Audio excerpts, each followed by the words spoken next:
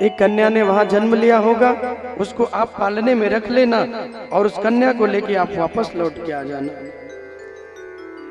वसुदेव जी कहते हैं कि प्रभु मैं आपको कैसे लेके जाऊं, मेरे हाथों में जंजीर बंधी है, मेरे पैरों में बेड़ियां हैं, इतने इतने पहरेदार हैं, इतने बड़े बड़े दरवाजे हैं, मैं आपको जाऊं तो कैसे लेके जाऊं। भगवान कहते हैं कि जिसके जीवन में पिताजी माया आती है ना, उसके बंधन बंधते हैं, जिसके जीवन में भगवान आते हैं ना, उसके बंधन बंधते नहीं हैं। बंधे हुए बंधनों से भी भगवान छुटकारा दिला देते हैं। आप मुझे अपने सर पे धारण कीजिए। बंधन जीवन में तभी तक है जब तक जीवन में भगवान नहीं है। माया को सब जग भजय माधव भजय न कोय, और जो कदापि माधव भजय तो माया चेरी हो। माया को तो हर आदमी भजता है, पीछे भागता है, लेकिन जो माधव का भजन कर ले, जो माधव को भज ले, तो उसे फिर माया उस व्यक्ति की दासी बन जाती है। और वसुदेव जी महाराज ने जैसे ही टोकरी में भगवान को रखा, और टोकरी में जब भगवान को रखते हैं तो हाथों की जंजीर खुल गई, पैरों की बेड़ियां खुल गई, जितने पहरेदार जग रहे थे उनको भगवत माया से नींद आ गई, और जितने बड़े बड़े किवाड़ बंद थे जब भगवान को लेके चले तो सारे किवाड़ खुलने लगे। सारे के सारे किवाड़ खुल गए और भगवान को लेके वसुदेव जी चल पड़े। बोले भक्त वत्सल भगवान की जय हो। और लेके पहुंचे, रास्ते में जमुना जी पड़ गई। कंस के महलों से तो निकल गए, लेकिन जब रास्ते में जमुना जी पड़ी तो जमुना भी बढ़ने लगी। क्यों? क्योंकि वो भी भगवान के दर्शन को करना चाहती है। और जब जमुना जी बढ़ने लगी, इतना बड़ी कि वसुदेव जी की दाढ़ी तक जल हो गया। लगा कि वसुदेव जी को डुबाने के लिए आई है। तो भगवान ने कहा कि अरे देवी, क्या पिताजी को डुबाओगी? थोड़ा कम हो जाओ, हमें रास्ता दे दो। जमुना ने कहा कि हम रास्ता तो देंगे प्रभु, लेकिन एक बार आप अपने चरणों का स्पर्श हमसे करा दीजिए, मेरा भी कल्याण कर दीजिए, फिर आप जाइए, मैं आपको नहीं रोकूंगी। और तब भगवान ने अपने चरण को नीचे बढ़ाया, और जैसे ही यमुना के जल में भगवान के चरण आए, मैया महारानी ने खूब, यमुना ने भगवान के चरणों को धुला, खूब स्पर्श किया है। बोले जमुना मैया की जय हो। और जो है खूब स्पर्श करके धुलती हैं, और जब धुल लेती हैं ना तो दो भाग में जमुना जी बट गई। आज भी वृंदावन में जो जमुना जी मथुरा में बहती है ना, वो दो भाग में बहती हैं। एक इस भाग में बहती हैं और एक इधर बहती हैं। जमुना जी दो भाग में हो गई, और बीच में से जमुना मैया ने रास्ता दे दिया। और जब रास्ता मिला तो उस रास्ते से वसुदेव जी भगवान को लेके गए। अर्धरात्रि का समय है और रिमझिम बारिश होने लगी, हवाएं चलने लगी, तूफान लगा कि तूफान आ गया। और जब भगवान भीगने लगे तो देखिए, जो सेवक हैं भगवान के, शेषनाग जी, वो अपना फन फैला के पहुंच गए और भगवान के ऊपर जाके छाया कर दी। एक बूंद भी जल भगवान पे गिरने नहीं दिया। तो भगवान शेषनाग जी पहुंचे और प्रभु के ऊपर अपनी छत्र छाया को किया। वसुदेव जी टोकरी में रखे ही हैं, प्रभु का नाम लेते हुए सीधे पहुंच गए नंद भवन में। और जब वो जाकर के नंद भवन में पहुंचे तो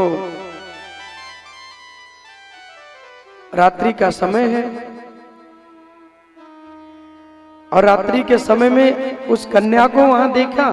माया रूपी कन्या लेटी है, और जितने लोग वहां हैं, योग माया ने सबको अचेत कर रखा है। योग माया ने सबको अचेत कर दिया है। आज वसुदेव जी आए और कृष्ण को वहां पे लिटा दिया, और माया रूपी कन्या को लेके वसुदेव जी लौट गए। और जब वसुदेव जी लौटे लौट करके आए, जमुना को पार किया, और जैसे ही कंस के महलों में आते हैं, जो किवाड़ अपने आप खुल गए थे ना, वो किवाड़ बंद हो गए। जिन पहरेदारों को नींद आ गई थी वो जगने लगे, हाथों में जंजीर पड़ गई, पैरों में बेड़ियां पड़ गई। जो व्यवस्था पहले थी बंधन की, उसी बंधन में वसुदेव जी बंध गए। वसुदेव जी कहते हैं, धन्य हो प्रभु, जिसके जीवन में भगवान आ जाए, जिसके जीवन में हरि का आगमन हो जाए, उसे जीवन में किसी भी बंधन में बंधना नहीं पड़ता, सारे बंधन उसके अपने आप खुल जाते हैं। राधे राधे बोलना पड़ेगा, जोर से बोलना पड़ेगा। बंधन में वही बंधता है जो माया में हमेशा 24 घंटे लगा रहे। जो माधव की भक्ति करते हैं, जो हरि की भक्ति करते हैं, माया तो उनकी दासी बन जाती है। कंस को जब पता चला कि 8वां गर्भ हो गया, दौड़ा दौड़ा कंस आया। वसुदेव जी कन्या को लेके खड़े हैं, वसुदेव जी के हाथों से कन्या को छीन लिया, और वसुदेव जी के हाथों से कन्या को छीनकर, और जैसे ही पत्थर के शिला पे पटकने के लिए चलता है, वसुदेव ने निवेदन किया कि कंस, ये कन्या है, ये आपका काल नहीं, ये पुत्र नहीं है। तुम्हें डर है पुत्र से, लेकिन ये तो पुत्री है, आप इसको छोड़ दीजिए।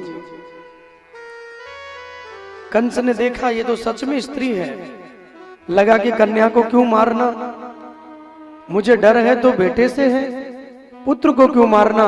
मन में एक बार विचार आ गया, क्यों ना कन्या को छोड़ दिया जाए। फिर सोचने लगा कि देवताओं की माया का क्या भरोसा, वो कब बेटे को बेटी बना दे और बेटी को बेटा, ये कौन जाने। इसलिए कंस गया और जिन पत्थर पर अन्य पुत्रों को मारा, जब उस कन्या को पटकने के लिए चला, तो वो तो आदिशक्ति जगदम्बा है, वो कोई साधारण कन्या थोड़ी है कि कंस उनको पटक दे और वो मर जाए। जैसे ही कंस पटकने चला, आदिशक्ति योग माया महारानी ने कंस के मस्तक पर एक चरण का प्रहार किया, और जाके कंस पीछे गिरा, और माँ जगदम्बा आकाश में जाके प्रकट हो गई। बोले दुर्गे मैया की जय हो। आदिशक्ति के रूप में माँ जाकर आकाश में प्रकट हो गई, और कंस देखता रह गया। कंस घबराने लगा, ये क्या हो गया। कंस सोच रहा है, जिस काल को मारने के लिए मैंने इतने पुत्र मार दिए, वो बेटा गया कहां। इस स्त्री को, इस कन्या को मारने के लिए मैं चला, तो इसने मेरे मस्तक पे लात मारी। आकाश में प्रकट हुई मां कहती हैं, हे मूर्ख कंस, तू मुझे मारना चाहता है, लेकिन तू मुझे नहीं मार सकता, क्योंकि तुझे मारने वाला गोकुल में अवतार ले चुका है। मैं तो देवताओं की जननी हूं, मुझे कोई नहीं मार सकता। तू अपनी चिंता कर, क्योंकि तेरा काल गोकुल में पहुंच गया है। इतना कह के मां अंतर ध्यान हो गई।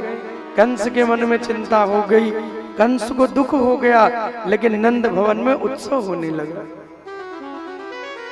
कंस के यहाँ मीटिंग हो रही है कि काल वहां कैसे पहुंच गया, सबको चिंता है, लेकिन जरा नंद भवन का आनंद देखिए।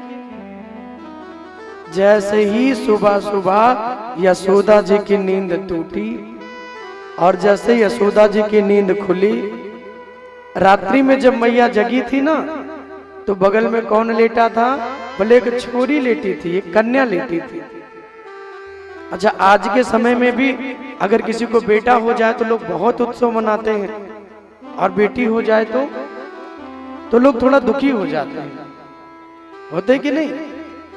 जबकि शास्त्रों में कहा गया, पुत्र या पुत्री में कभी भी माता पिता को भेद नहीं करना चाहिए।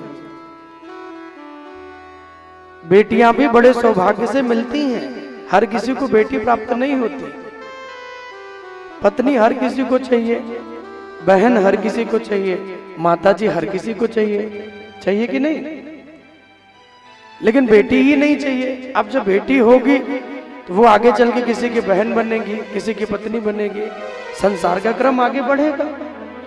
अगर बेटा ही हो जाएंगे, बेटा ही बेटा, बेटा ही बेटा, तो किससे किसकी शादी होगी बताइए, कैसे सृष्टि का क्रम आगे बढ़ेगा।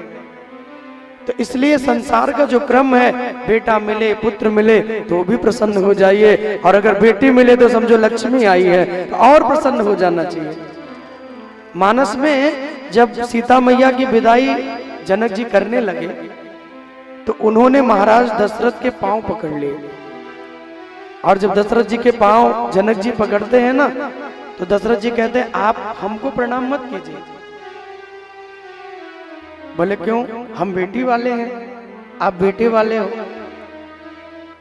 और जगत में कितनी उल्टी रीत चलती है। आप बताइए बड़ा कौन होता है, जो देता है कि जो लेता है? जो दे वो बड़ा है, उसका हाथ हमेशा ऊपर होता है ना? जो ले वो छोटा है। तो बेटी का दान करते हैं कि नहीं? बेटे वाला तो लेता है ना, देते तो बेटी वाले हैं। फिर भी विवाह में देखो बेटी का पिता बेचारा यहाँ वहां घूमता रहता है? सर झुका के कि कहीं ये कमी ना हो जाए, वो ना हो जाए, ये ना हो जाए। अब बेटे के पिताजी है मूंछ फटकार के केवल घूमते रहते हैं, उनको तो बस कमी ही निकालना। अरे तुम हमारे 4 बाराती अभी आए, तुम पानी नहीं पिलाए उनको, बताओ क्या सेवा किए तुम? कहीं ये नहीं कहीं वो नहीं, तो देने वाला हमेशा बड़ा होता है। ये दशरथ जी ने बहुत सुंदर कहा। उन्होंने कहा कि आप हमको प्रणाम मत करिए, हम आपको प्रणाम करेंगे, क्योंकि आपने हमको कन्या का दान किया है, और इस संसार में सबसे बड़ा कोई दान है तो वो कन्या का दान है, उससे बड़ा कोई दान नहीं है। भूमि दान, गज दान, हेम दान, स्वर्ण दान, जितने भी दान दुनिया में हैं उन सभी दानों में श्रेष्ठ है कन्या का दान। इसलिए बेटी मिले तो घबराना नहीं चाहिए, दुखी नहीं होना चाहिए। बेटे तो भाग्य से मिलते हैं, लेकिन बेटियां सौभाग्य से मिलती हैं। वो एक घर नहीं, वो 2 कुल की मर्यादा को चलाती हैं। जब तक अपने यहाँ रहे, यहाँ की मान मर्यादा को चलाती हैं, और विवाह के बाद एक नए घर में जाती हैं तो वहां की व्यवस्था को वो चलाती हैं, वहां के नाम को धारण कर लेती हैं, नाम भी बदल दिया जाता है। दशरथ जी कहते हैं आप मत करिए, आपने दिया है और हमने लिया है, इसलिए हम आपको प्रणाम करेंगे। तो इसीलिए कन्या जो है वो श्रेष्ठ है, बेटी भी मिले तो भी प्रसन्न होइए। लक्ष्मी घर में आई है ऐसा मान के प्रसन्न हो जाना चाहिए, दुखी नहीं होना चाहिए कि जगत का भार हमारे ही सर पे आ गया। ब्रह्मवैवर्त पुराण में लिखा है कि जो जीव अपने जीवन में जब तक एक कन्या का दान न करे, विवाह न करे, तब तक मानव जीवन संपूर्ण नहीं होता है। ये हर किसी के लिए है। अगर आपको भगवान ने बेटी नहीं दी है तो किसी बेटी का विवाह हो रहा हो तो आपको भगवान ने सामर्थ्य दिया है, तो जितना है उतना जाके मदद करिए, तो भी उसका पुण्य आपको मिल जाएगा। अरे यदि आपको दिया है भगवान ने, पुत्री दी है, बिटिया मिली है, तो फिर धूमधाम से विवाह करिए। लोग बेटा बेटा बहुत करते हैं, लेकिन बेटा उतना काम नहीं आता जितनी बेटी आती है। आप कभी अनुभव करके देख लीजिएगा, आप थक हार के बाहर से कभी भी आएंगे, जब कोई पिता घर में आता है तो बेटा तुरंत कहता है पिताजी क्या लेके आए हैं, लेकिन बेटी कभी नहीं पूछती। वो सबसे पहले पीने के लिए जल लेके आती है, पिताजी पहले जल पीजिए। वो कभी नहीं कहती क्या लेके आए हैं। हाँ जी कि ना जी? हाँ जी, यही तो। इसलिए बेटा श्रेष्ठ है, लेकिन बेटी भी श्रेष्ठ ही है। माता रात्रि में देखती हैं तो बेटी हुई है, और जब योग माया ने अपनी माया कर दी और माया में अचेत हो गई, अब नींद खुली तो अब बेटी बदल गई, अब हो गया बेटा। आप ही अगर रात में देखिए कि भाई बेटी हुई है और सुबह बेटा हो जाए तो चमत्कार मानेंगे कि नहीं? ये कैसे कमाल हो गया। यशोदा जी की नींद टूटी, देखा बगल में बहुत ही सुंदर, बहुत ही प्यारा छोरा लेटा हुआ है, और जहां भगवान पुत्र बन के आए हो उनकी सुंदरता का वर्णन कौन करेगा, कितने प्यारे होंगे, विचार करिए। मैया झट गोद में उठाई और अपनी 2 ननद हैं उनको बुलाया। नंद भी होनी चाहिए। 2 ननद हैं यशोदा जी को, एक नंदा और एक सुनंदा। दो ननद रानियां हैं और दोनों को बुलाया। रात में तो ननद जी भी देखकर गई, बुआ जी को लगा कि भतीजी हुई है तो चलो सुबह उठेंगे भैया तो बताऊंगी, कोई इतना खास नहीं है। लेकिन जब सुना यशोदा जी से कि छोरा भयो है, हा दौड़ के आई और गोद में ले ली। बोले अब भैया से बढ़िया मांगूंगी और वो उपहार मांगूंगी जो मुझे चाहिए, क्योंकि बेटा हुआ है तो देंगे ही देंगे। तो नंदा सुनंदा जी दोनों आई और कृष्ण को अपनी गोद में लिया और पूरे ब्रज में बधाई सबको दे रही हैं। बधाई हो यशोदा मैया, बधाई हो लाला भयो है, बधाई हो लाला भयो है। और ये बधाई केवल ब्रज में नहीं, आकाश मंडल में जहां देवता हैं वो भी भगवान का सुंदर वहां से दर्शन कर रहे हैं। आज आकर के सब ने भगवान के उस सुंदर उत्सव में शामिल होके सब मिलकर भगवान के लिए बधाइयां गाते हैं। आइए जरा यहीं बैठे बैठे भगवत नाम को आप सब मिलके गुनगुनाएंगे। बोले भक्त वत्सल भगवान की जय हो नंद लाला प्रगट भय आज बिरज में लडुआ बटे, हो लडुआ बटे हाँ प्यारे लडुआ बटे, लडुआ बटे हाँ प्यारे लडुआ बटे, हो नंद लाला प्रगट भया बिरज में लडुआ बटे, हो नंद लाला प्रगट भया बिरज में लडुआ बटे, हो नंद लाला प्रगट भया बिरज में लडुआ बटे, नंद लाला प्रगट भया